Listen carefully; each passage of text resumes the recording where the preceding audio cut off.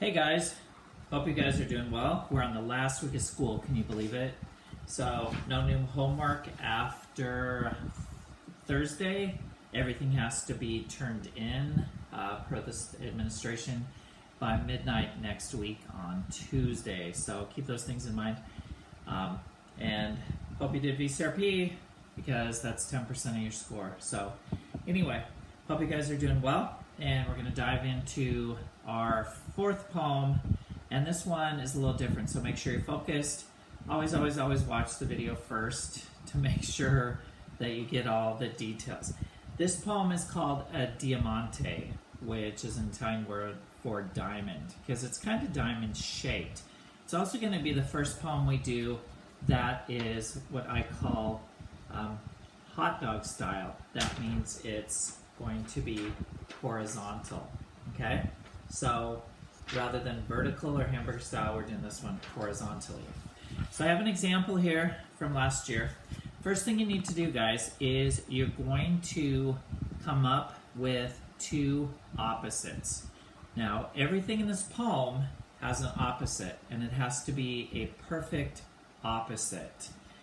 You can't fudge it. You can't just kind of say like the opposite of cat is a hamster. There's a difference between opposite and different. So you're not just going for different, you're going for opposite. So the opposite of day is night. The opposite of cold is hot. That type of thing. So there are a couple examples on Moodle that you can look through as well. And there's a template that you can kind of fill in. You're wanting to do this on your own paper, of course, but you can kind of fill it in on that template and then come up with your finished one.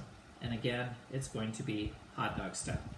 So you come up with your two nouns that are opposite. Remember, noun, person, place, thing, thought, or idea.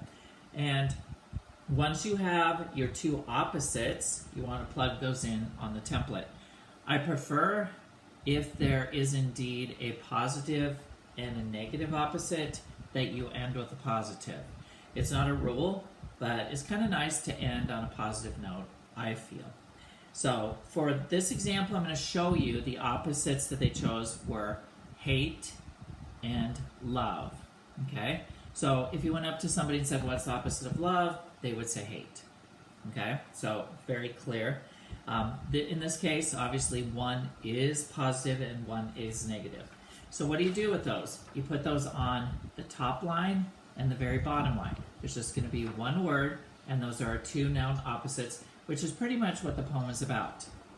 Then our next line, we are going to choose two words that describe hate. Here they chose rude and selfish. Now be careful choosing these words because you want to keep in mind you need an opposite, and some words it will be really hard to come up with an opposite. So if you're intentional in choosing those words, it will make it writing the poem a lot easier. So down on the second to the last line, it should mirror in an opposite way what's on the second line. So we have rude, talking about hate. Down here we have polite, talking about love. Rude and polite, opposites. Here we have selfish and selfless. Selfless means that you put others before yourself, which is the opposite of selfish. So again, as you see, everything on the poem has an opposite.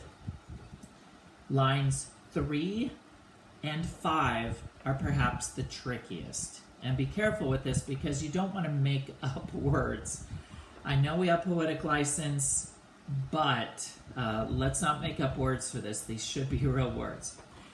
These are three ing words describing hate, and then the opposites of those ing words describing hate, you come up with three ing words describing love.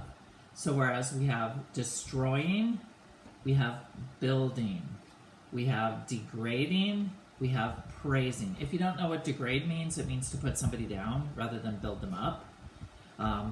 And then it ends with deceiving and trusting. Okay? Center line. This one's different from all the rest. The first two words are going to describe your noun subject at the top. The last two words are going to describe your noun subject at the bottom, and they're going to be opposites. So here we have envious and content. We have evil and good. And when you read the poem for your flip grid, you will read it like this. Hate, rude, selfish, destroying, degrading, deceiving, envious, evil. Good, content, building, praising, trusting, polite, selfless, love. Now, again, the key is you're doing it hot dog style, so you're doing it vertically, horizontally, scratch that, horizontally. It should be kind of in a diamond shape. Every word has an opposite. You have to make sure to follow that template, guys. I'm going to tell you, out of all the poems we usually do every year, this is the one people mess up on the most because they don't follow the template carefully, or they put words that are different but not opposite, okay? So he, opposite. If you struggle after you've chosen two words that are opposite to find the words to go in the middle, you might choose something else. The other thing that I need to remind you of, it hasn't really been an issue on the other poems, but on this poem, we want to be careful that we're not degrading, that we're not putting people down for something.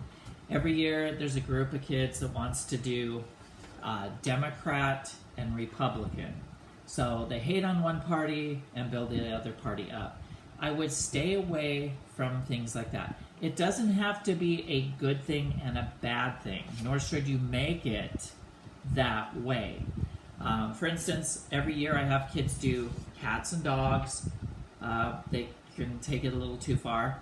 Even worse, girls and boys. Oftentimes girls do that, and then they hate on the boys, talking about that they're lazy and dumb and all that. Remember, we should not be putting people or things down in this poem, even if that's truly the way you feel. You're more of a dog person than a cat person or whatever. So keep those things in mind. Let me know if you have any questions. We are on the home stretch. We have one more poem left, which is one of the most fun, I think, that we're going to do on Thursday. Remember, all work needs to be turned in by next Tuesday because that's the last day we can accept it according to the administration. So, hope you guys are doing well. Hope you realize and remember always you were blessed to be a blessing. Street Bunny out! Oh, by the way, hey gamers, that's for you, Brandon.